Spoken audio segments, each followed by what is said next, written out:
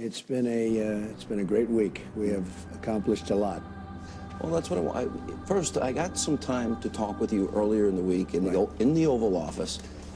And the thing that really stood out to me is you seem to be enjoying yourself and very focused on all the promises you made in the campaign. Is it your intention to keep every promise? Well, I'm going to keep as many as I can. You know, politics is tough. Sometimes you make a promise and for some reason you can't because you have opposition on the other side that raises their hand and they make it impossible. But I'm going to keep a lot of them, and I've kept a lot of them already. Everyone's talking about it. And we're going to do things that I said we were going to do. And we're going to take care of a lot of people that were mistreated by government for many, many years. And that's really how I won the election in the first place, Sean. You know that better than probably anybody. Let's talk a little bit about the executive orders on Syria, Iraq, Iran, Libya, Somalia, Sudan, and Yemen, and 120 ban. That goes to the promise of extreme vetting. Totally extreme. And beyond just those countries, we're going to have extreme vetting. We're going to have extreme vetting for people coming into our country. And if we think there's a problem, it's not going to be so easy for people to come in anymore. You look at what's gone on. I mean, we could just go one after another, but then you go to other countries and you look at Nice, and you look at different places all over Europe, and you look at what's happening with Germany. It's a mess. The crime is incredible. And we're just not going to let that happen here. Would it be gambling if at some point when there is a procedure in place, if you can't ascertain whether or not somebody's been radicalized or not, or if radical groups actually train some of their soldiers to say the right things to get in, but if you can't positively ascertain they're safe and find out what's in their heart, does that mean no go? Hey folks, today is Friday, January 27th, 2017. I got the year right this time. I'm Jake Baldino, and we have to talk about some video game stuff that is going on this week. And it seems like it's actually a pretty good week because Codemasters has announced a new Dirt game. Dirt 4 is coming. There's a trailer, and it doesn't really show much gameplay or anything, but it's releasing in June. And I'm excited because I really like the Dirt games. They're really good, and Dirt Rally had a VR mode, so I hope they do that for Dirt 4. Also, apparently there's going to be a track creator, and that's probably the only type of game I would ever want to mess with that in. I am so down. It's also nice to bring that up too because I hear from you guys like we don't give racing games enough love, so at least now we finally can. But probably the biggest bomb to drop this week, and kind of unexpected, was an announcement from Square Enix and Marvel. They're working together to make an Avengers video game, like a full-fledged actual Avengers game. That's huge. That's a huge deal. How Star Wars handpicked EA and certain studios of EA because they were up for the job. It seems like they're doing that with Marvel for their properties with the Avengers, because Square Enix is a weird choice, especially who is working on it. It's actually going to be Crystal Dynamics, famous for the new Tomb Raider games, as well as Eidos Montreal, who made the Deus Ex games. The biggest question here, and I automatically assume that it's just going to take place in the MCU of the movies, but from what you can tell, things look a little different. Iron Man's repulsors look different. They don't look quite MCU, so I would like to see a new take or a new spin on that style of Avengers just in a game, or maybe this is going to be connected directly to the MCU and sort of explain some in-between story. But the way they're talking about reassembling, I really don't know what exactly they're going for. Also, it is worth noting that this project is still a ways off. It doesn't actually have a title. It's just called the Avengers Project. And honestly, the more I think about it, I am excited as a comic book fan, but I don't know what kind of game I would want from this. I don't know what to expect. Some sort of brawler type game, a first-person game that they actually prototyped a few years ago, if you guys remember. I hope they don't make it a MOBA, I'll just say that. What if it's just an undercover Marvel Ultimate Alliance sequel? I'd be okay with that. I would be 100,000% okay with that. Also, something that flew a little bit under the radar this week, I was genuinely surprised how much buzz this didn't get, but a Kickstarter has been released for an Apocalypse Now video game, an official game made by some of the guys behind Obsidian. There's some good pedigree there, and it's actually fully endorsed. They own the license, and it's fully endorsed by Francis Ford Coppola, the director, and I think there's some potential here because the Kickstarter video they specifically said they're going to Kickstarter because if they went to a big studio, they would want to make it a first-person shooter, and they don't want to make a first-person shooter out of this. They want to make a psychological survival horror game, which sounds interesting, and honestly, they seem really into the project, and I want to give them a shot. That being said, it is very much a game based on an old movie, so we can put that right up next to the Dirty Harry game that never happened, the Taxi Driver game that never happened, there's probably a million other games, but at least we got The Godfather and Scarface, right? That Scarface game was fucking good. That was really good. And since usually every week we like to highlight really cool, weird stuff people made in video games, check out what somebody made in Halo 5's Forge. They recreated Rainbow Road from Mario Kart, and it looks absolutely incredible. This gameplay video was posted by Forge Labs, but the map itself was created by XX Barth XX. Nice name. And this is absolutely amazing. This makes me want to dig up Halo 5 because I haven't played it in months, but I want to pop it in and play this because this looks like an incredible map to play through. We linked it down below in the description as well as everything else I talk about this week, but since we are talking about Xbox, we need to talk about the Xbox One Snap feature. Rest in peace. You will be missed. Yeah, Microsoft is actually axing the feature in an update, and it is kind of mixed, I guess. I know a lot of people that use it all the time and love it. But the people behind Microsoft actually justified it. I'm quoting them on Twitter claiming, "We replaced Snap to improve multitasking, reduce memory use, improve overall speed, and free up resources going forward for bigger things." Maybe now their games can play in 1080p.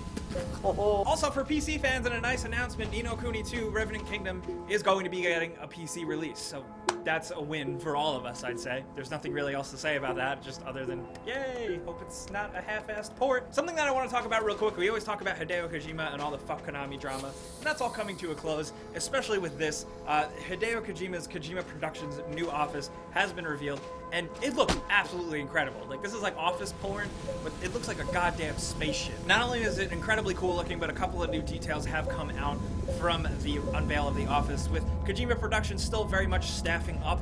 They have the skeleton of a game, but it's not really happening as of yet. Death Stranding still seems to be a ways off, but Hideo Kojima has spoken about how he is hiring people who he respects their craft and what they do, not even just game developers, but even like sculptors and painters and all types of things.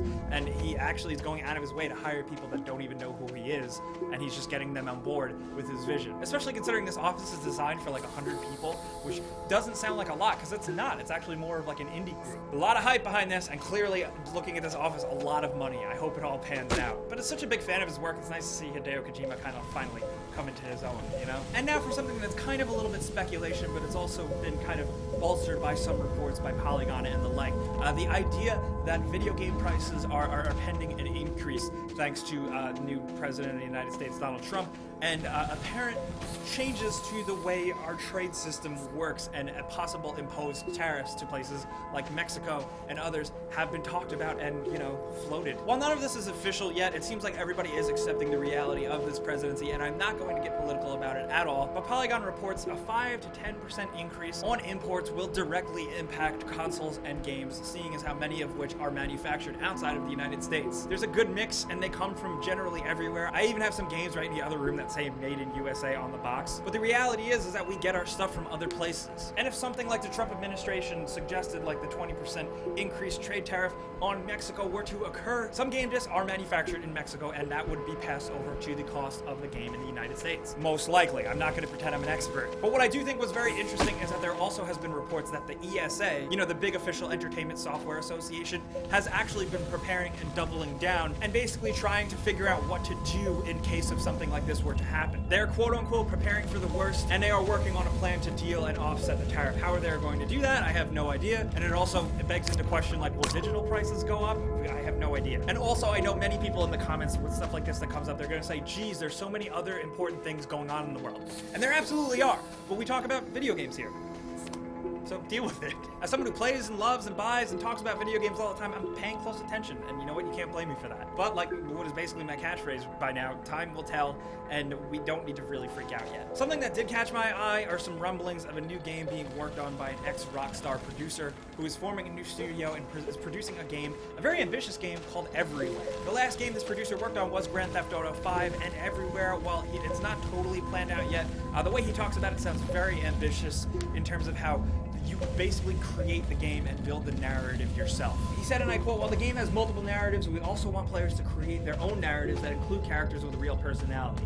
If we do this right, we're going to give players the chance to really live out their own fantasies, not just the limited fantasies that most games set up for them, and do so in a deeply immersive way. Everywhere is going to be very different from GTA. There may be parts of the game that will include satire, but the tone will be very different, and the players will be in control of how the tone is set. That sounds crazy ambitious. That is full of hyperbole and honestly maybe bullshit. I wouldn't honestly believe a lot of these claims because that is huge and crazy. But however, if they can make it happen, I'm all about it. That sounds really cool. Something else that we came across that is in one case very sad but also deeply heartwarming and kind of funny is the way a group of Overwatch players got together to honor one of their friends who unfortunately passed away. Friends of Willem Dontoon got together in an Overwatch match and basically fired off a gun salute to him. The in-game gun salute was really cool, everybody firing off into the air at the same time, but what really got me is what they said. And I'm quoting them here, it's very nice, but it's also hilarious. Wherever you are, may the payload be always moving, the point always contested, no one trickles out, and may there always be a healer on your team.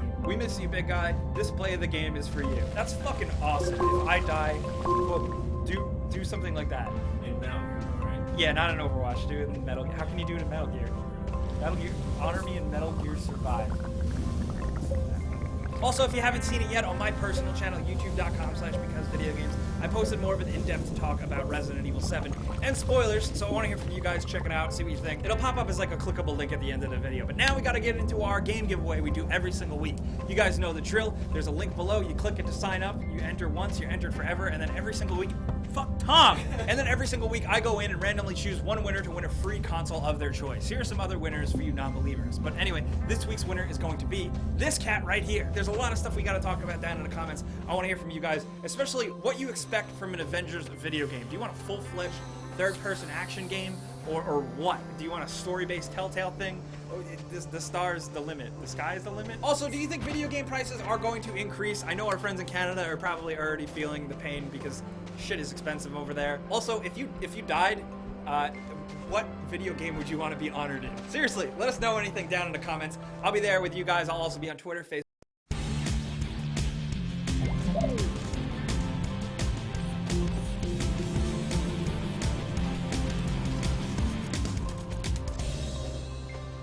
Everything has to be Barbara Ann's way or no way. She'll go after me. Oh, not this. Oh my god, I've seen this. I gotta like dodge her. Cause if she hits me, I'm giving it to her. She is the hands down, the greatest meme of 2017 already. I'm pretty violent. I mushed her in the face cause she wouldn't get out of my face. That's not good. Tell me Dr. Phil. what you think you're doing that contributes to this chaos and this problem. I don't behave, I'm disrespectful. Yo, she's only 13. I thought she was older than that. I steal cars. She steals cars. Her mother claims she's out of control. Ain't nobody gonna catch me. Because you're too streetwise? Yup. And all these hoes laughing like something funny. She's talking about the audience that they're laughing at her.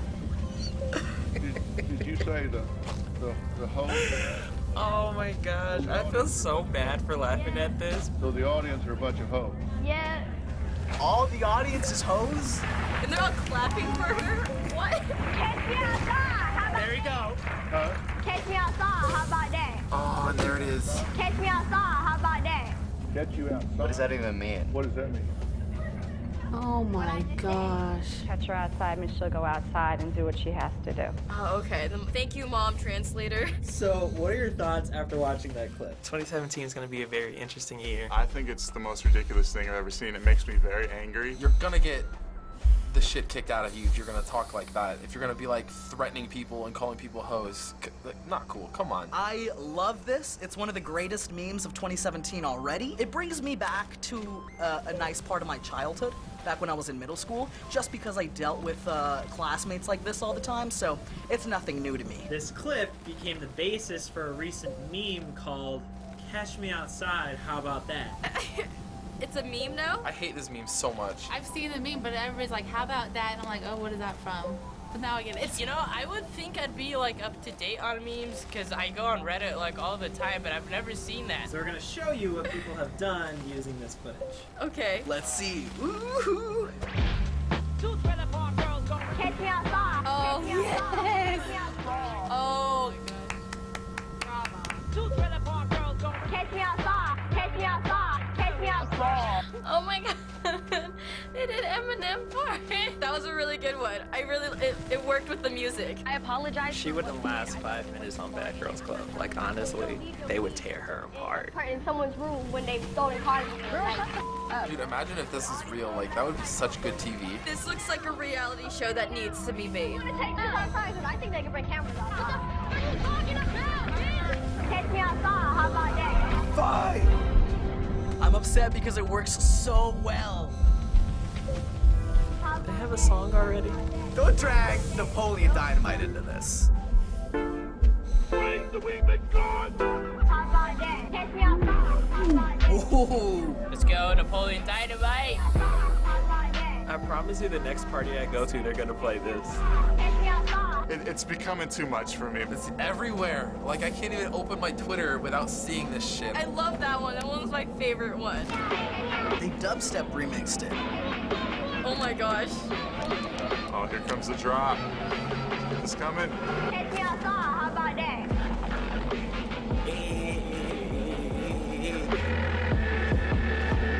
Oh, Jesus. Oh my god, people are so creative on the internet. Oh my gosh. Catch me outside. How about that? Oh, man. Those are fire. I like her. We should get her on the show sometime. It's just super annoying at this point. Catch me. Master Ball, okay. Pokemon, okay. She doesn't deserve a Master Ball. That's the one time you can use a Master Ball, and I'm perfectly okay with it. I'm sorry, you can't cash that here. Cash me outside. How about that? Try the ATM. Her little face. Oh my god, these are great. Alright, these are pretty good. This is comedy. I love it. Oh my god. This stupid. It's just too much sometimes. Some people have like so much time on their hands. Roses are red. My heart is fat. Be my Valentine or catch me outside. How about that? Okay. This is my favorite one. I promise you I'm sending this to everybody on Twitter. What? They mix Salt Bay in there? How about that? Cash me outside. How about that? A little sprinkle. Salt Bay meme is hilarious. That's annoying, but I think it's kind of funny. I love the photo memes. I think they're great. Twitter, spiciest memes up there. Usually memes come out of stuff that aren't, like, that you just are so ridiculous you have to make fun of them. So I'm not even mad. The internet has done its job. So this meme recently started to really gain popularity online. How would you say it stacks up to the other memes that have become popular recently? It's really one of those high up ones now. It's so stupid the way that she says it, but it's so funny. The internet's kind of blown this one out of proportion. We need something to fill the gap between the next big one, and I think this is kind of just like the filler. It's better than the B meme. It was a little overboard for me. Modern memeing is just so aggravating. There's freaking new memes every week, and it blows up, it is everywhere, and then it dies. This is what I call shit posting. I've seen some internet memes that are just kind of like, eh, but this is cool because this girl is a real person, and the internet is just kind of celebrating this weird person. 2017 has been fantastic in the memes department so far. Salt Bay, Cash Me Outside. I think it's fantastic. It's great. Put it up there with the best. So this meme obviously stems from a clip of a 13-year-old girl challenging the audience at a Dr. Phil taping. 13 years old. Dr. Phil, like, I have nothing against the guy, but the basis of that show is kind of exploiting people. It's Dr. Phil. What do you expect? You know, I can't even get mad at that part. Do you think it's okay for memes to be made about people who are this young? I think it's fair game. Where does it really stop? I mean, the internet really has no boundaries. I mean, even if it steps over it, it's not like anybody really cares. She put herself on Dr. Phil, like, she put herself out there, so I mean, we even have to be careful with putting ourselves on, you know, you guys as well. I mean, you guys put yourself on the screen, so we have to be ready for that backlash. Yeah. So does she. You're just promoting it almost when you do stuff like this, and so maybe she'll see it and she'll be like, oh yeah, that's right, I got popular doing this, so I can do it. So maybe it's a bad thing. Being so young, you're so impressionable. I don't want to add like fuel to the fire if you have like a troubled past or something like that. I want this to turn into like a success story. Like, this is where I was then, and here I am now, proud small business owner. I kind of feel bad now that you mention it. Like, the guilt just started to, like, rise within me, and I'm like, wait, this is kind of mean. We are kind of internet bullying this girl, but I feel like she doesn't give a f. So finally, some memes have a longer shelf life than others. What's your prediction as to how long this meme will stick around? This is gonna die so quick. I'd give it maybe another week. It's gonna fade just like everything else. It's gonna fade real fast. I don't think she will survive super long, but I feel like we will continue to reference it. The Catch Me Outside, I feel like that could be like something that sticks around, like you the real MVP. Someone says something funny to you or like semi-offensive, you'd be like, really? Catch Me Outside. And then like, I don't know. I feel like it could totally stick around for a little bit. Thanks for watching this episode of College Kids React. We release new React episodes across all President Trump repeated in his first national TV interview last night his false claim about voter fraud amid a series of new executive orders on refugees and a Mexican border wall. For more on this, it's time for a closer look. Even bigger than Trump's obsession with the crowd at his inauguration is his insecurity about losing the popular vote. And if you were hoping a week of being president would change that, this tweet was a real bubble burster. I will be asking for a major investigation into voter fraud, including those registered to vote in 2 states, those who are illegal, and even those registered to vote who are dead. Just think about that. The President of the United States thinks dead people voting is a problem. In fact, not only are dead people voting, one of them's been following me around. Now, Trump's claim has been disproven by multiple studies, election officials from both parties, Republican members of Congress, and even his own lawyers.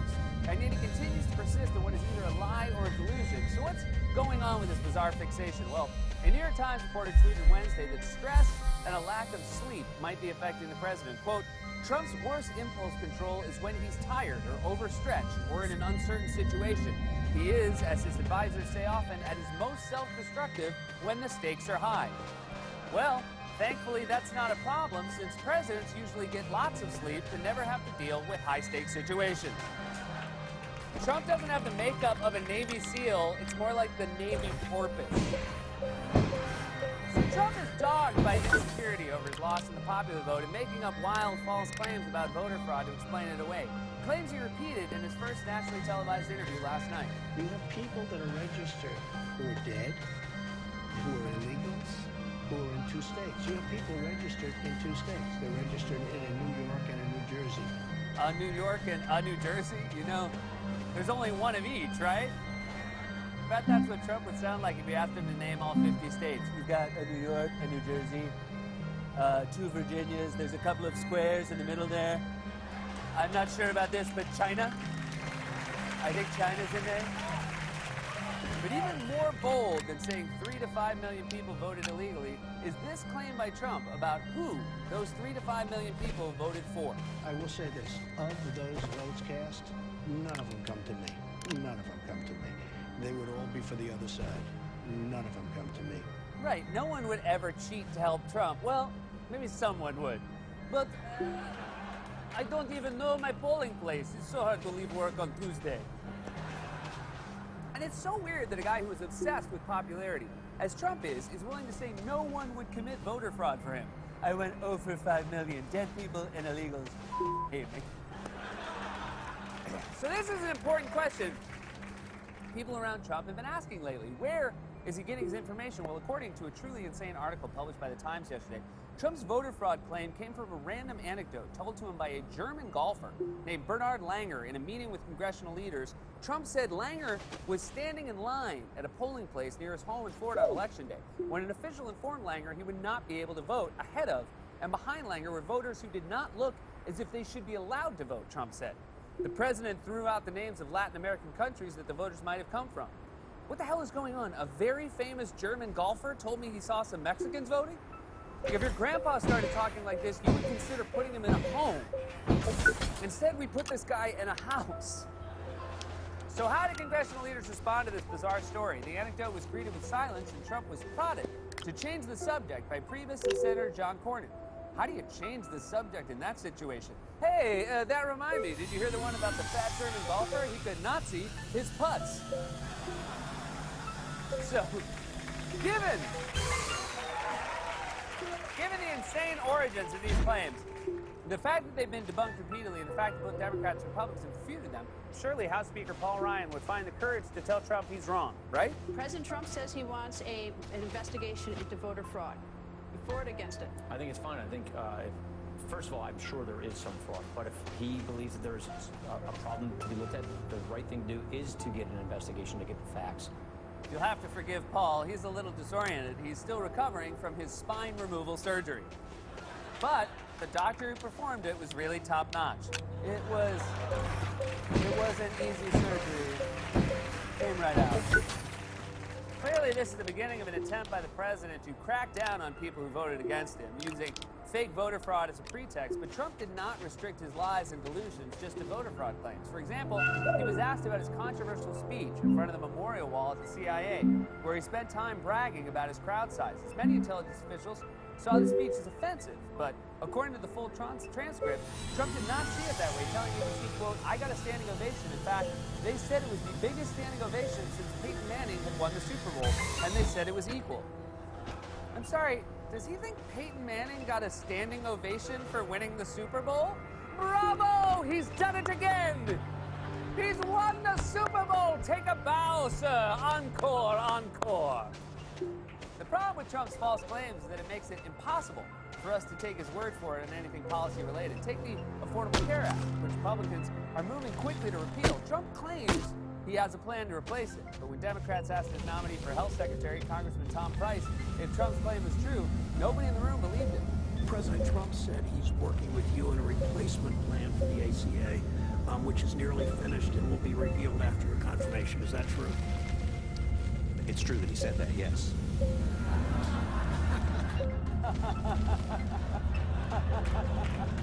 And when it comes to policy, details are in short supply. Take Trump's claim that Mexico will pay for the border wall. Mexico has staunchly refused to do that. Today, the Mexican president canceled his meeting with Trump to object to the wall. So what's Trump's plan to get Mexico to pay for it? Well, as you can imagine, the details are still a little sketchy. I'm just telling you, there will be a payment. It will be in a form, perhaps a complicated form. Mexico is going to pay us in a complicated form? So definitely not with money then. Bad news, Mexico didn't give us any cash for the wall. Good news, we have new hats. And then there's Trump's plan to ban refugees from predominantly Muslim countries. Now, a ban on refugees is cruel, it's unnecessary. Refugees are themselves fleeing the horrors of war, and they're just as patriotic as people born here, but don't take my word for it. Listen to the Department of Defense, which on Wednesday posted to its website the story of Corporal Ali Mohammed, a Marine who came to the U.S. as an Iraqi refugee. He joined the Marines in 2014 and is now serving as translator for a team that supports Iraqi forces in their fight against ISIS. Think about that. A refugee from a country we invaded is now serving the U.S. Marine Corps. Now, there's a guy who deserves the biggest standing ovation since Peyton Manning won the Super Bowl. Now, in the end, if you were hoping Trump would use the ABC interview to offer a hopeful, unifying message for the country, you were probably disappointed. Instead, he pulled the anchor aside to show him an inauguration photo and once again brag about his crowd size. And just before we leave, the president tells us he wants to show us just one more image. One thing this shows is how far over they go here. Look how far this is. This goes all the way down here, all the way down. Nobody sees that. You don't see that in the pictures. And remember, you also can't see the dead people. If you counted them, there'd be another million easy. This has been a closer look.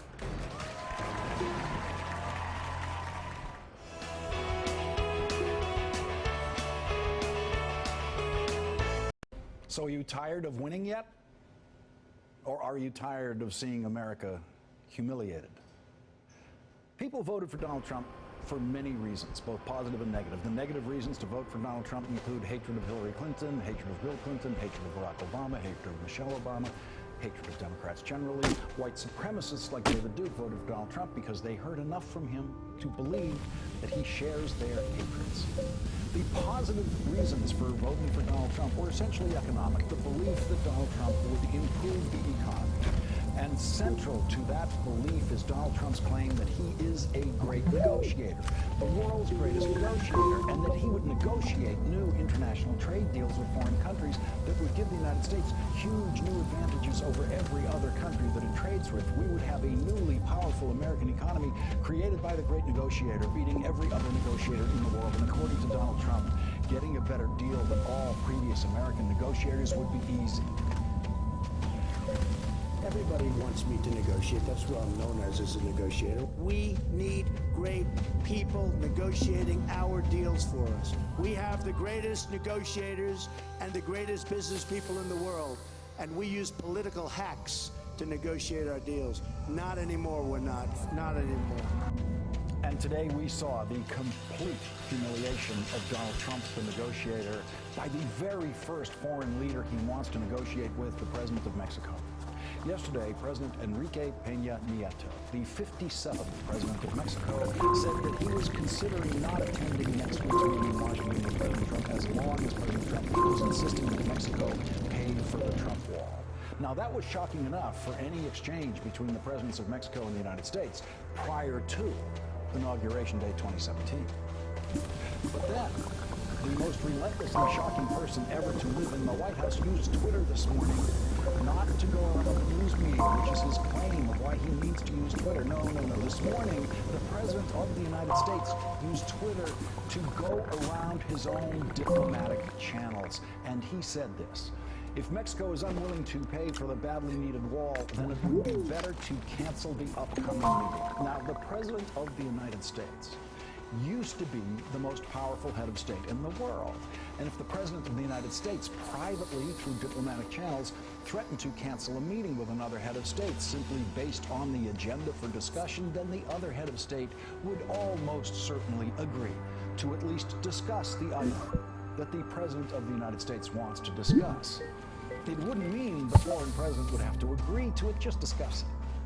A couple of hours after the Trump tweet this morning, the President of Mexico tweeted this: this morning we have informed the White House that I will not attend the meeting scheduled for next Tuesday with the President of the United States. So, the greatest negotiator in the world lost in his negotiation with the President of Mexico before even having their first meeting. That is the single worst negotiation outcome any President of the United States has ever had with any foreign leader willing to talk to the President of the United States. And notice that the President of Mexico, in protocol terms certainly, insulted the President of the United States by making the announcement publicly that it was his personal decision alone to cancel the meeting with the President of the United States. If it had been a mutual decision, there would have been a joint statement issued not on Twitter, but in standard diplomatic press release style. So, in the negotiations to force Mexico to pay for the wall, so far it is President Peña Nieto 1, President Trump 0. Now let's go back for just a moment to that stunningly inappropriate anti-diplomatic tweet that Donald Trump set out this morning. He said if Mexico is unwilling to pay for the badly needed wall, then it would be better to cancel the upcoming meeting.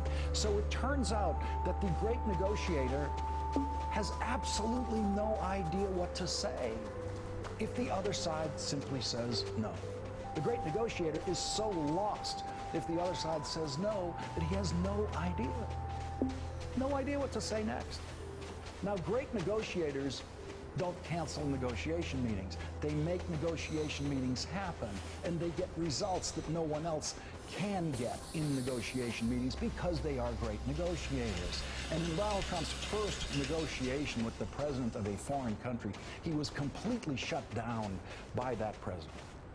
How good of a negotiator are you if you can't even get the other side to show up at the negotiation?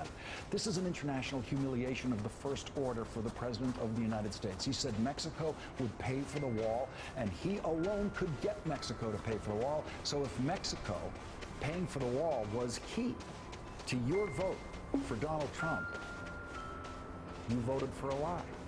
We told you this in this hour, time and time again. Mexico would never pay for the wall. Mexico told you Mexico would never pay for the wall. The current and past presidents of Mexico told you they would never pay for the wall, and they were telling you the truth. And so, really now, in the permanent state of shock that Team Trump seems to be in every day in the White House, Press Secretary Sean Spicer said, we'll get Mexico to pay for a wall by putting a 20% tax on goods imported to the United States from Mexico. I guess they don't want to use the word tariff because if they did, that might be just a little bit clearer to you that you, the American consumer, will be paying that tariff, not Mexico. When you tax Mexican goods sold in the United States, you are taxing them when they're sold in the United States to people in the United States. That's who's buying Mexican goods in the United States, and that's who's paying that tax. That is not Mexico paying for the wall.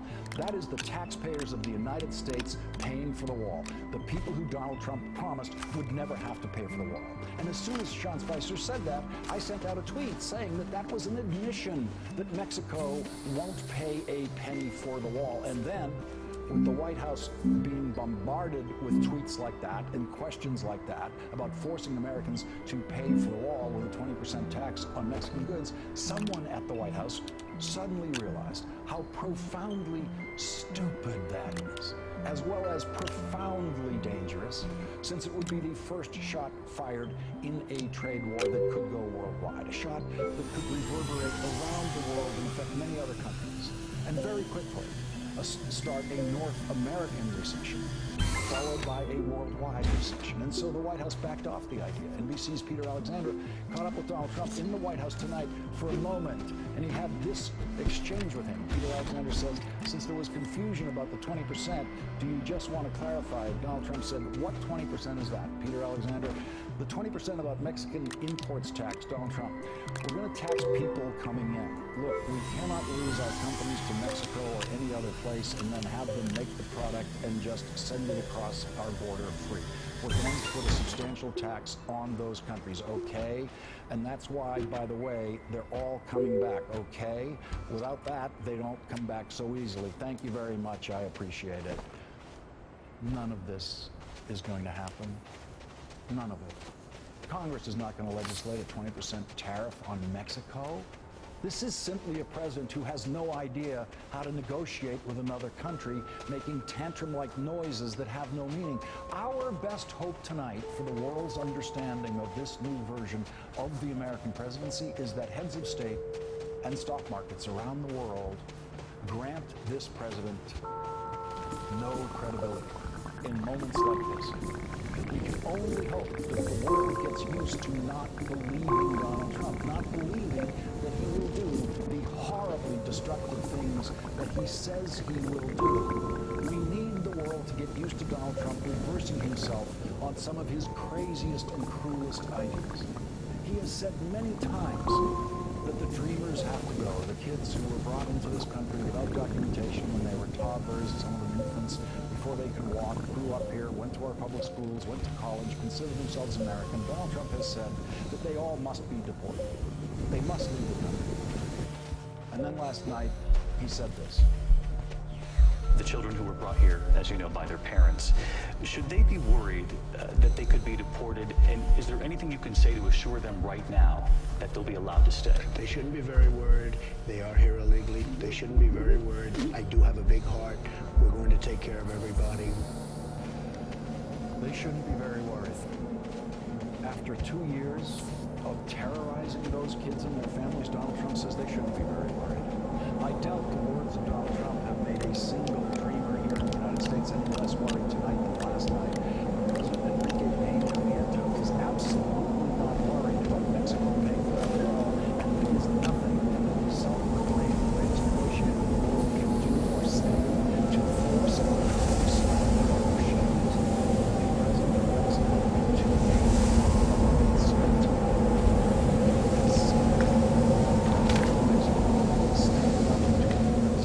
United States and just say no.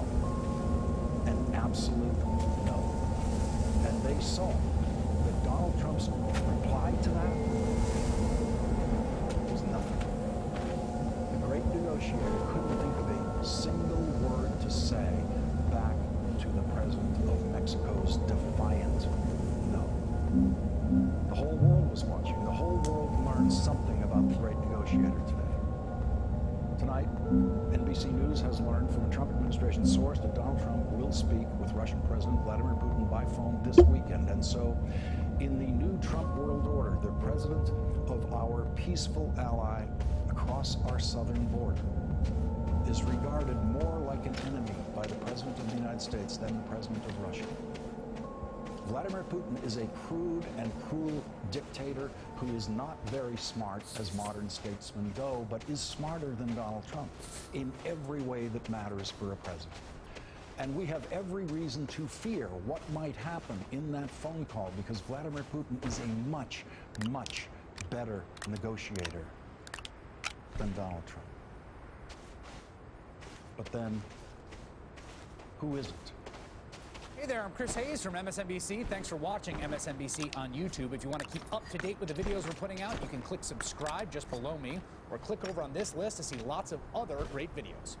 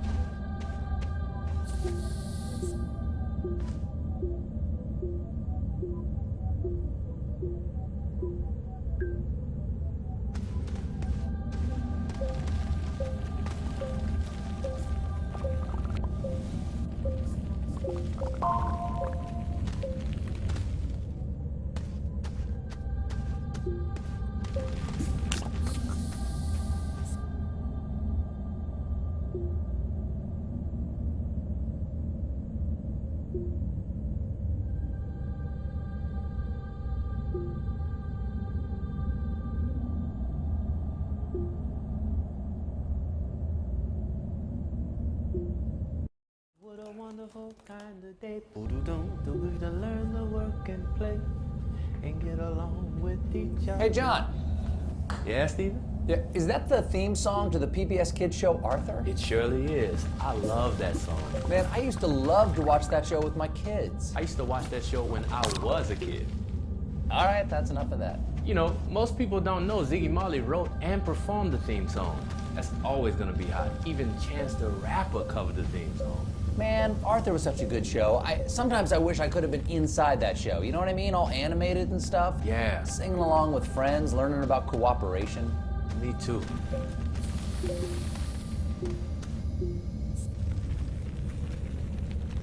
Well, time for my entirely unrelated midday nap here at my desk. I'll talk to you later, John. Okay.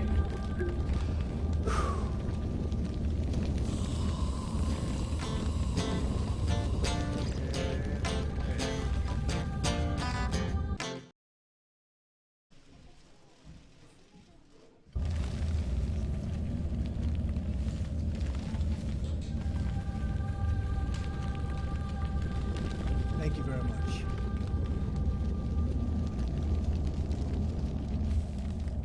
I am honored to have Prime Minister Theresa May here for our first official visit from a foreign leader. This is our first visit, so great honor. The special relationship between our two countries has been one of the great forces in history for justice and for peace. And by the way, my mother was born in Scotland, Stornoway, which is Surrey, Scotland. Today, the United States renews our deep bond with Britain, military, financial, cultural, and political. We have one of the great bonds. We pledge our lasting support to this most special relationship. Together, America and the United Kingdom are a beacon for prosperity and the rule of law. That is why the United States respects the sovereignty of the British people and their right of self-determination. A free and independent Britain is a blessing to the world, and our relationship has never been stronger. Both America and Britain understand that governments must be responsive to everyday working people, that governments must represent their own citizens. Madam Prime Minister, we look forward to working closely with you as we strengthen our mutual ties in commerce, business, and foreign affairs. Great days lie ahead for our two peoples and our two countries. On behalf of our nation, I thank you for joining us here today. It's a really great honor. Thank you very much. Thank you very much, Mr. President. And can I start by saying that I'm so pleased that I've been able to be here today, and thank you for inviting me so soon after your inauguration. And I'm delighted to be able to congratulate you on what was a stunning election victory. And as you say, the invitation is an indication of the strength and importance of the special relationship that exists between our two countries, a relationship based on the bonds of history, of family, kinship, and common interests.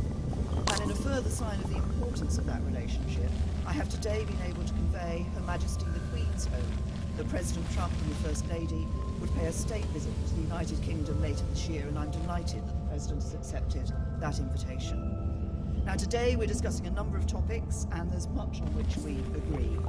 The President has mentioned foreign policy. We're discussing how we can work even more closely together in order to take on and defeat Daesh and the ideology of Islamist extremism wherever it's found. Our two nations are already leading efforts to face up to this challenge, and we're making progress with Daesh losing territory and fighters, but we need to redouble our efforts. And today we're discussing how we can do this by deepening intelligence and security cooperation, and critically by stepping up our efforts to counter Daesh in cyberspace. Because we know we will not eradicate this threat until we defeat the ideology that lies behind it. Our talks will be continuing later. I'm sure we'll discuss other topics, Syria and Russia. On defence and security cooperation, we're united in our recognition of NATO as the bulwark of our collective defence, and today we've reaffirmed our unshakable commitment to this alliance. Mr. President, I think you confirmed that you're 100% behind NATO. But we're also discussing the importance of NATO continuing to ensure it is as equipped to fight terrorism and cyber warfare as it is to fight more conventional forms of war. And I've agreed to continue my efforts to encourage my fellow European leaders to deliver on their commitments to spend 2% of their GDP on defence so that the burden is more fairly shared. It's only by investing properly in our defence that we can ensure we're properly equipped to face our shared challenges together. And finally, the President and I have mentioned future economic cooperation and trade. Trade between our two countries is already worth over £150 billion a year.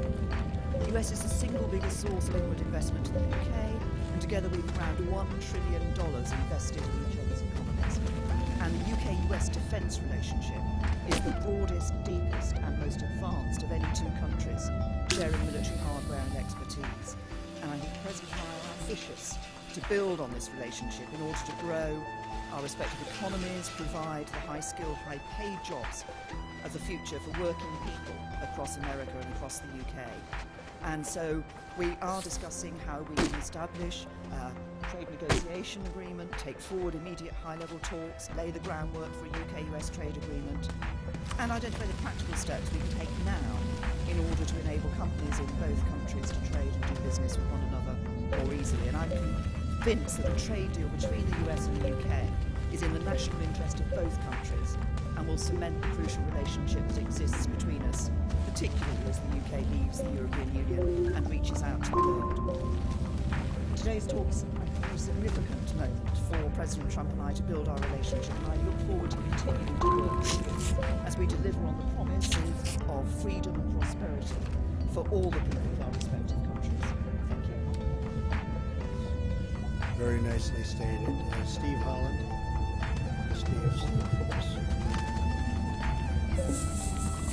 You're going to be speaking tomorrow with the Russian president. What message would you like to convey to him? How close are you to lifting some of the sanctions imposed on Russia over its Ukraine incursion? What would you expect in return? And Prime Minister May, do you foresee any changes in British attitudes towards sanctions on Russia? Well, I hear a call was set up, Steve, and we'll see what happens. As far as the sanctions, very early to be talking about that. But we look to have a great relationship with all countries, ideally. That won't necessarily happen. Unfortunately, probably won't happen with many countries. But if we can have, as we do with Prime Minister May and the relationship that we've all developed, and even in the short relationship that we've just developed just by being with each other, and have lunch, and we've really had some very interesting talks and very productive talks. But if we can have a great relationship with Russia and with China and with all countries, I'm all for that. That would be a tremendous asset. No guarantees, but if we can, that would be a positive, not a negative. We have, as far as the UK is concerned, on sanctions for Russia in relation to their activities in the Ukraine, we have been very clear that we want to see the Minsk agreement fully implemented. We believe the sanctions should continue until we see that Minsk agreement fully implemented, and we've been continuing to argue that inside the European Union. Laura? Thank you very much, Prime Minister. Laura Kunsberg, BBC News. Prime Minister, you've talked about where you agree, but you have also said you would be frank where you disagree with the President. Can you tell us where in our talks you did disagree, and do you think that the President listened to what you had to say? And Mr. President, you've said... We'll see what she says. Mr. President, you've said before that torture works. You've praised Russia. You've said you want to ban some Muslims from coming to America. You've suggested there should be punishment for abortion. For many people in Britain, those sound like alarming beliefs. What do you say to our viewers at home who are worried about some of your views and worried about you becoming the leader of the free world? This was your choice of a question. There goes that relationship. That you raised with me, Laura, can I confirm that the President, I've been listening to the President and the President has been listening to me. That's the point of having a conversation and a dialogue. And we have been discussing a number of topics. We'll carry on after this press conference meeting and discussing a number of other topics. And there will be times when we disagree and issues on which we disagree. The point of the special relationship is that we are able to have that open and frank discussion so that we are able to make that clear when it happens. But I'm clear also that there are many issues on which the United Kingdom and the United States stand alongside one another, many issues on which we agree. And I think, as I said yesterday in my speech, that we are at a moment now when we can build an even stronger special relationship, which will be in the interests not just of the UK and the United States, but actually in the interests of the wider world as well. We have a great general who has just been appointed Secretary of Defense, General James Mattis, and he has stated publicly that he does not necessarily believe in torture or waterboarding, or however you want to define it. Enhanced interrogation, I guess, would be a word that a lot of people would like to use. I don't necessarily agree, but I would tell you that he will override because I'm giving him that power. He's an expert. He's highly respected. He's the general's general. Got through the Senate very, very quickly, which in this country is not easy, I will tell you. And so I'm going to rely on him. I happen to feel that it does work. I I've been open about that for a long period of time. But I am going with our leaders, and we're going to win with or without. But I do disagree. As far as, again, Putin and Russia, I don't say good, bad, or indifferent. I don't know the gentleman. I hope we have a fantastic relationship. That's possible, and it's also possible that we won't. We will see what happens. I will be representing the American people very, very strongly, very forcefully. And if we have a great relationship with Russia and other countries, and if we go after ISIS together, which has to be stopped, that's an evil that has to be stopped, I will consider that a good thing, not a bad thing. How the relationship works out, I won't be able to tell you that later. I've had many times where I thought I'd get along with people, and I don't like them at all. And I've had some where I didn't think I was going to have much of a relationship, and it turned out to be a great relationship. So, Teresa, we never know about those things, do we? But I will tell you one thing, I'll be representing the American people very strongly. Thank you. How about John Roberts, Fox? Mr. President, thank you so much, Madam Prime Minister. It's my understanding, Mr. President, that you had an hour-long phone call this morning with President Enrique Peña Nieto of Mexico. Could we get an update on where the relationship is? Further to that, what do you say to your critics who claim that you have already soured a relationship with a very important U.S. ally? And Madam Prime Minister, if I may ask you as well, are you concerned about the state of relations between the United States and Mexico? Well, I think the Prime Minister, first of all, has other things that she's much more worried about than Mexico and the United States relationship. But I will say that we had a very good call. I have been very strong on Mexico. I have great respect for Mexico. I love the Mexican people. I work with the Mexican people all the time. Great relationships. But as you know, Mexico, with the United States, has out-negotiated us and beat us to a pulp through our past leaders. They've made us look foolish. We have a trade deficit of $60 billion with Mexico. On top of that, the border is soft and weak. Drugs are pouring in, and I'm not going to let that happen. And General Kelly is going to do a fantastic job at Homeland Security. As you know, we swore him in yesterday. We have a really, I think, a very good relationship, the President and I. And we had a talk that lasted for about an hour this morning. And we are going to be working on a fair relationship and a new relationship.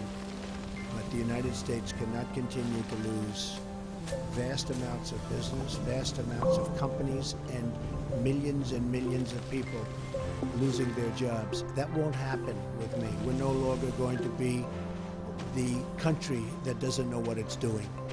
And so we are going to renegotiate our trade deals, and we're going to renegotiate other aspects of our relationship with Mexico. And in the end, I think it'll be good for both countries. But it was a very, very friendly call. I think you'll hear that from the President.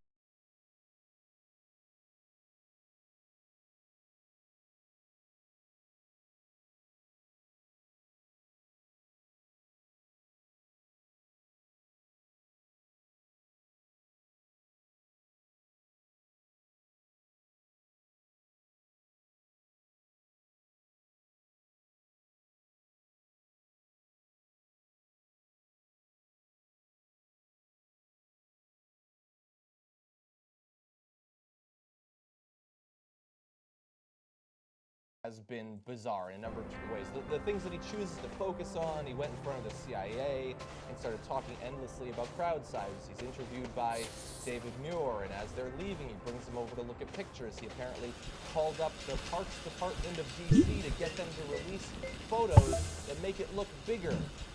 Bizarre behavior, and more information is being leaked out of the Trump administration from aides who are saying that they're very worried about his mental state, that he seems to operate much like a child. You need to coddle him, keep bad information from getting to him. And so that's the information that we're sort of perceiving ourselves and getting from some aides. But apparently it goes higher than that. So reporter Carl Bernstein has been talking with both reporters but also Republican lawmakers in D.C. He says that this is a growing fear about Trump's I think there is a subtext here that is unlike anything that I have seen in 50 years of being here. And that is that I am hearing from Republicans, other reporters are as well, that there is open discussion by members of the President of the United States' own party about his emotional maturity, stability. People are saying his psyche is driving the news cycle. That we are in uncharted territory. Uncharted territory, that's what it feels like. And yeah, I mean, look, we had how many conversations about temperament during the primary and during the general election?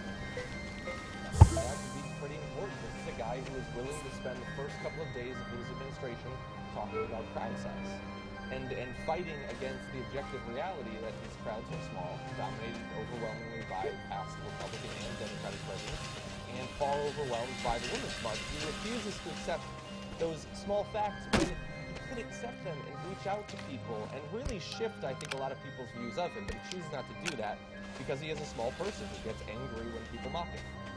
And he was talking about crowd size during the election. Yeah. So he was heavy. Yeah, that's true. Everything that we're seeing now, we knew. Is a continuation. Exactly. The pettiness was there, the lying was there, the extreme positions were there, and everyone's, oh, when he gets there, look what he's doing, look at these executive orders. It's something that people are going to have to get used to, and that's where, going back to where we bookended this a little bit, that's where senators, it's more important to go after him than what he wants to do.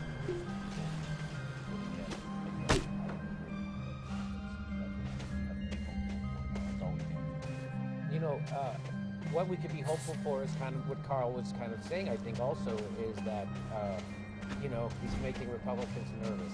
It seems like they're just ready to jump. Some of them, I'm sure some of them aren't, because of gerrymandering, right? But the senators, you know, they have to run statewide, and this is goddamn the first week, right? This is the first week they're saying this.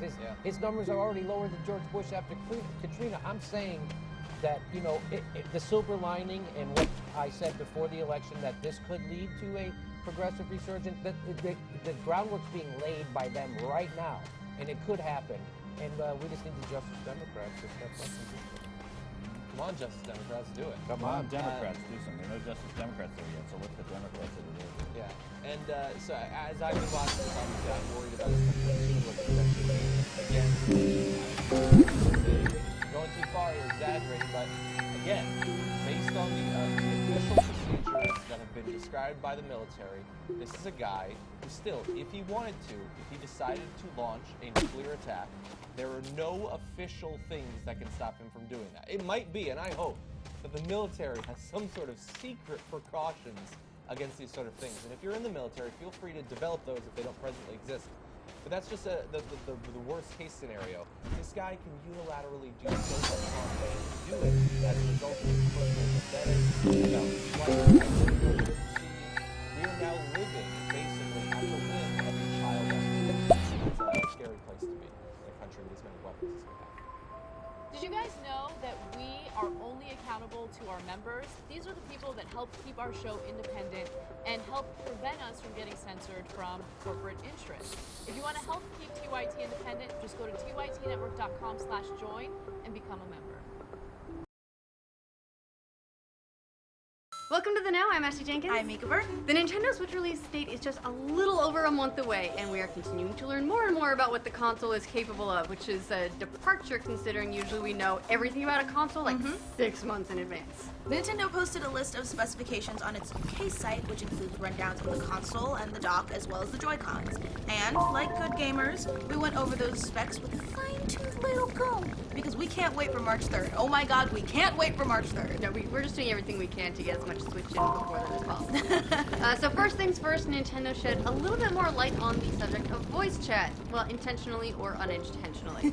The specs sheet mentions a headphone mic jack on the Switch, which means we think that it's capable of supporting a headset. That's usually what the mic part of that means. 9 out of 10. Yeah, it's a big deal because previously Nintendo has seems to indicate that the only way you can talk to other players online is through their smartphone app, which has led to a lot of grumbling among gamers. But according to these specs, it could be possible that headsets will also be supported. Also, a Switch-compatible headset popped up on GameStop's site recently, so hopefully that's the end of that drama, and there are actually options to use your console for the voice chat. Just to be clear as well, we've reached out to Nintendo asking for clarification on that. We haven't heard back yet. If we do, we'll update in the description. Nintendo's busy. They got a lot of emails coming. They do have a lot of emails, I'm sure. As for the Switch's processor, did Nintendo finally tell us what's under the hood? Did they? Of course not! Okay. Duh. Instead, the spec site just indicates that's an NVIDIA customized Tegra processor, which we already knew, but it doesn't tell her whether or not it's the latest model. To be fair, Nintendo never shares those sort of specs. Someone will have to tear open the box to find out. And by golly, someone will. Yeah. Now, nobody expects the Switch to rival the horsepower of PlayStation 4 or the Xbox, but a lot of people are still curious as to what exactly is powering that console. Unfortunately, sorry, we're gonna have to wait for that teardown. It's gonna take until launch or until someone gets a press console that they don't really want to keep around and solve that mystery for us.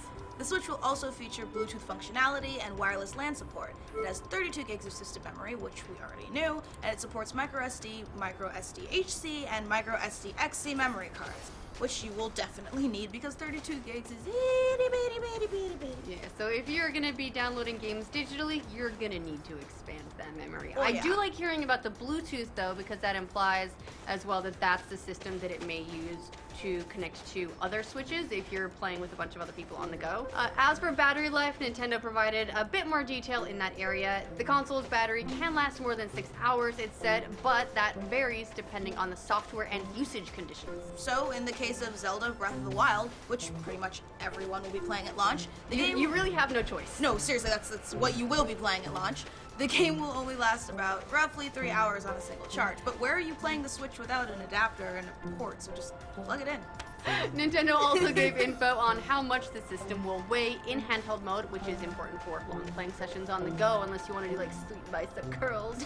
The Switch will weigh 398 grams with both Joy-Con controllers attached. That's just under a pound for all the yanks, so it's not actually going to get you very swole. As for the Switch's video output, it'll have a maximum resolution of 1920 by 1080 at 60 frames per second, presumably in docked mode. When it's in handheld mode, the Switch's resolution drops to a max of 1280 by 720. Now, speaking of displays, we also got to look at the Switch's home menu, where you can start games and do all the other normal stuff, like manage your friends and change various settings.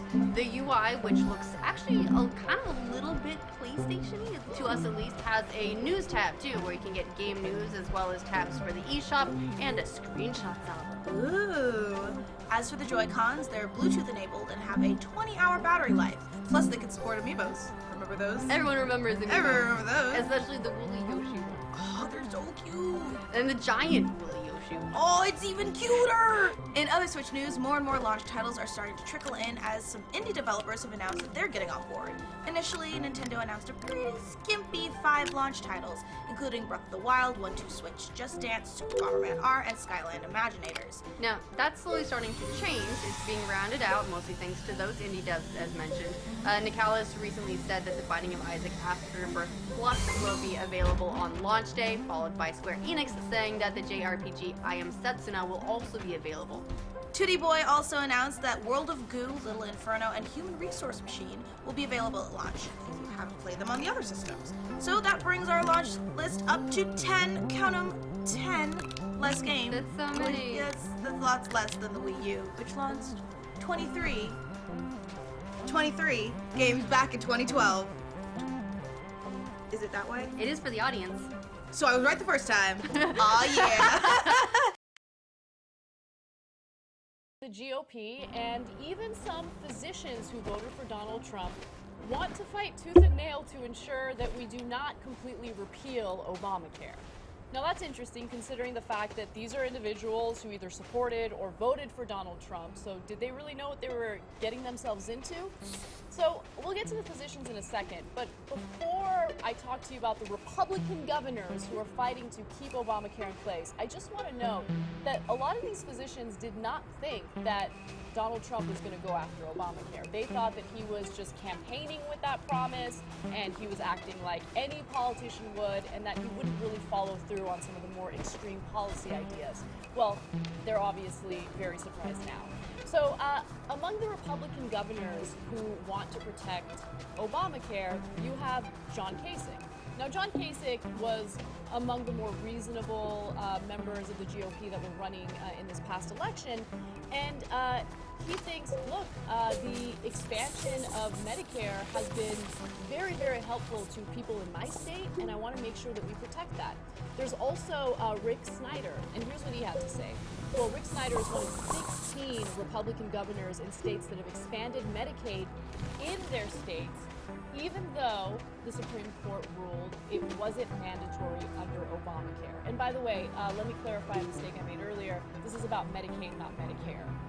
So the expansion of Medicaid was not only popular, it saved a lot of lives. And there have been cases of people who, CNN, profiled the story of this woman who had a baseball-sized tumor, brain tumor, and she was told by her doctor that that was the case, and she's like, I don't have the money to pay for this, I gotta work, it is what it is. And they found out that she would be covered under Medicaid because of Obamacare, and they removed the tumor, and she's doing fine now. So there are all these stories throughout all these states, including states that have these, Republican governors. Also, Brian Sandoval of Nevada and Gary Herbert of Utah want to protect Obamacare. Here's why it's absolutely ridiculous that the certain states decided not to expand their Medicaid coverage, because it was 100% funded by the federal government. They were going to do it until 2020, and then in 2020, the projections were that they would fund still 90% of it. So literally, if your state didn't expand Medicaid enrollment, that is only because your congressperson, your governor, did not like Barack Obama or did not like that policy and wanted to try to get it to fail. Yep. That is so selfish. It blows my mind. Regardless, I mean, that aside, you still look at the implication here, which is within Obamacare, there was a state choice. Like, it's a state choice. And yeah, it seems like the Supreme Court was like, yeah, we gotta leave it open, but it is a state choice. Their decision to do what they will with that. That's what's frustrating. Yeah, my argument here is like, yeah, there will. I mean, eventually there might be like a repeal and replace of Obamacare. And if that happens, my biggest fear is the ability to declare some kind of weird victory for doing it and replacing it with something that ends up just being like a bad solution, but it reduces premiums for the average person. So what they're going to do is they're going to get, as much as people, and there's going to be a lag in between. You're going to have your new coverage, and you're going to pay less for it a month.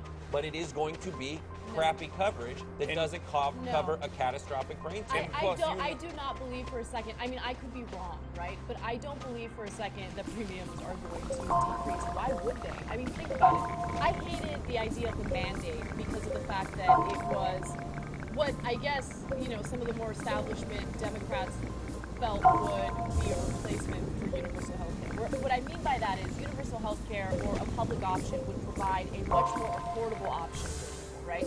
And so Obama's reasoning was, well, if you have a federal mandate to force everyone, including healthy individuals, to buy insurance, that'll keep premiums low. But there were no real cost caps. So it was a huge handout to private industry, and they're like, we can do whatever we want. That's precisely why they allowed for pre-existing conditions, even though they fought tooth and nail. Yes. They, in the end, were like, all right, whatever. And then we saw that the... Oh, sorry. Okay, sorry. I just want to get to the premiums and why I don't think they're going to decrease. You get rid of the mandate, which is one of the things that Republicans hate the most, and I understand the anger toward that.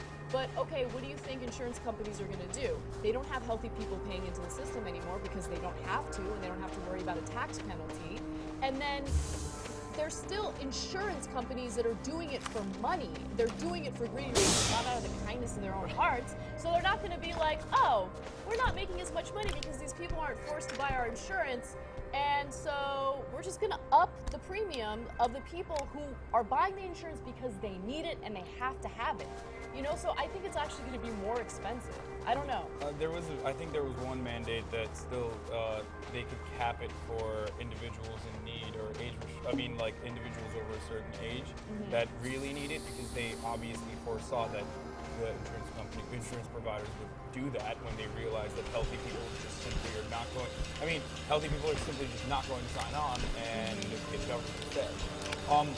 But then there's so much shady shit going on with that too, where you see certain, like the insurance provider pulling out, Aetna, I think, is that how you say it? Aetna, pulling out of certain markets, claiming that they're simply not making enough money, and then a further investigation showing that that's not the case at all, and they were just trying to bully the government. They were bullying the government because they wanted to merge with a different health insurance company, and of course because of antitrust laws they weren't able to do that. And so they kind of wanted to sock it to the Obama administration, and the way they did it was they claimed that they dropped out because Obamacare was too expensive, they couldn't afford it. And I'm on the other end of that, where I feel like what I'm terrified by, and Brett kind of mentioned this a little bit, is that because everyone was so adamant about making sure Obamacare failed, like these selfish Republican mostly, obviously, congressmen, like they wanted Obamacare to fail so that they could just say, look, Democrats suck, Obama sucked, this legacy is bullshit, just for that specific political reason, right? And not only, like my fear is that after a period of time has passed, we're going to look back at this and go, see, obviously socialized medicine could never happen in the United States. As soon as we tried to do it, it didn't work, it failed. It didn't fail because the government didn't plan enough. It was actually cost efficient. It was lower, like it cost government lower. It was actually making money technically when you look at it, but it doesn't matter. They tried to make it fail, and they still are, and eventually they'll use this so that they can go back to the private industry marketplaces where they figure out the pricing, and then we'll never have national health. This is the sad thing. It's like dealing with Trump. That's the problem with Trump, and the way this leaves it so that the state governors are going to have to take up a fight against Trump. And it's very strange because it seems like, look at what he's doing with the wall, the weird way that he's trying to justify the way Mexico can end up paying for the wall is if we levy a tax against imported goods which eventually will raise the price, so it's actually American consumers paying for the wall. But it's this weird calculus of declaring victory. That's what he does. And so with this, maybe he'll just peel back Obamacare, put a new sticker on the same thing, and say that he won somehow.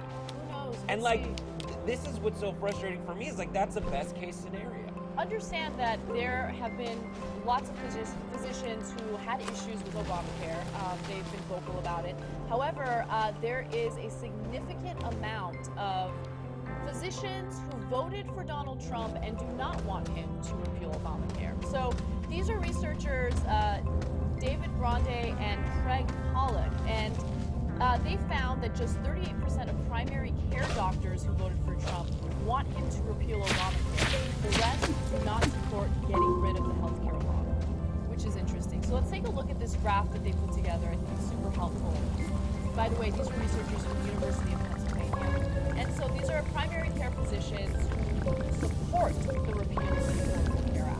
And 32% of them are Republican, 0% of them are Democrats, 15% overall. Only 15% of primary care physicians support repealing the Affordable Care Act, which is kind of fascinating, especially because you would always hear from doctors in the news about how terrible Obamacare is, right? It's like, oh, well, it's a doctor, he would know, she would know. And only 15% of them want to repeal it.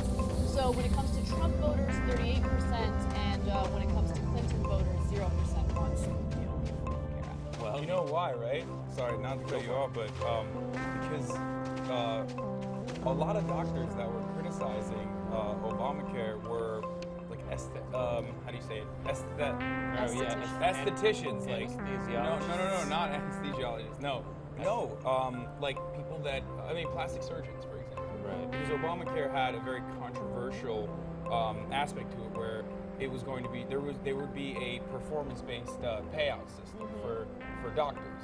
And that was controversial amongst doctors that don't do anything that improves the quality of life of individuals. So that was controversial, and I understand why, but that's why primary care physicians would probably still be like, wait a minute, if more people are covered, more people will be able to come and and get the preventative care that they need. These people have coverage. They're not going to emergency rooms. Yeah, that's a you know, great point. They have. I know where my check is coming from. It's coming from the insurance provider, which people have now.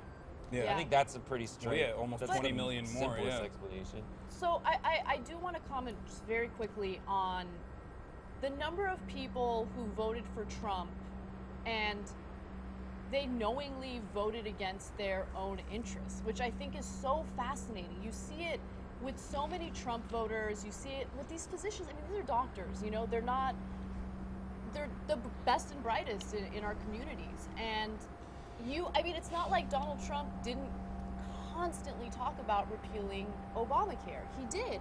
And, you know, there were a few quotes from these physicians in this piece, and they were just like, well, we just didn't think he was going to do it. Yeah, and the other aspect is, like, you think of your average doctor is of a higher income bracket. What they're voting on as part of their identity is not their employment, but rather the other side tax breaks that they're looking forward to. Yeah. So I think that factors into it more, and that's what's so frustrating because, you know, again, going into this election, we have more information than we've ever had at our fingertips. We just don't know what the hell is going on. Yeah. This is, I did extensive coverage on the ACA, which is why I'm going to rattle this number off, but off the top of my head, 867-5309. No. I think the majority of people they didn't appreciate Obamacare, right? It was unpopular in the end of the day when you look at it as Obamacare. Yet 74% of the people polled, the same people, wanted all the specific benefits. Right. It was all about the name used during the polling. So if the polling specified the healthcare, policy as Obamacare. 26-year-olds being able to be under their parents' insurance. So they loved the specific parts of Obamacare that they were polled on, but once you just call it Obamacare, they would poll lower. We did stories on that as well. It's just Obamacare versus, the Affordable Care Act. They want the Affordable Care Act, and that's why you see Price going after it, calling like the Patient Care Initiative or the Patient Option, as opposed to what it will be called, price gouging. If you like this Young Turks video, wait till you get a load of Young Turks membership. So many more shows and no ads at all. Come and see. tytnetwork.com/join.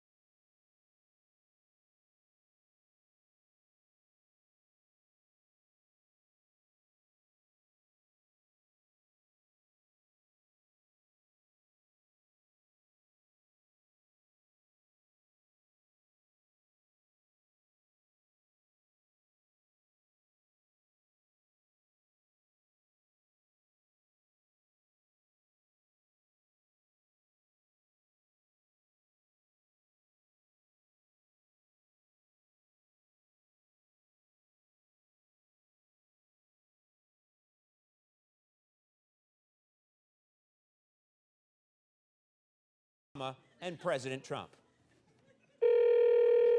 Hello? Hey, Barack. Oh, for God's sake. Donald, I'm on vacation. Yes, I know. I can see you on the 14P. You're using our satellites to track me? Actually, it's a drone. Want me to take out the water hazard on 16? I can do that. Hey, Barack, quick question. I'm a little fuzzy on the line of succession. Okay, if something happens to you, your VP takes over, then Speaker of the House, then President Pro Tempore of the Senate. No, I mean First Lady. If something happens to Melania, I don't get to touch that pen, do I? Goodbye.